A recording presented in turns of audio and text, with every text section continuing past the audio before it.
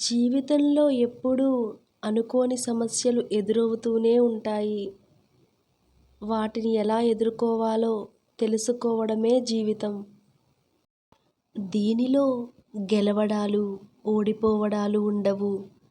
పాఠాలు, అనుభవాలు మాత్రమే ఉంటాయి. ఈ సృష్టిలో ఒంటరివాడు అంటూ ఎవరూ ఉండరు. చూసేటప్పుడు ఆకాశం, అడుగు వేసేటప్పుడు నేల, గొంతు తడిపేటప్పుడు నీరు, శ్వాస పీల్చేటప్పుడు గాలి, చివరకు చితి మీద పడుకునేటప్పుడు నిప్పు. నువ్వు సరిగ్గా గమనిస్తే ఈ ప్రకృతి ఎప్పుడూ నిన్ను ఒంటరివాడు అనుకోనివ్వదు. జీవితంలో ఏ కష్టం తెలియని వాడికంటే అన్ని కష్టాలు తెలిసినవాడు ఏదైనా సాధించగలడు, ఎక్కడైనా రాణించగలడు.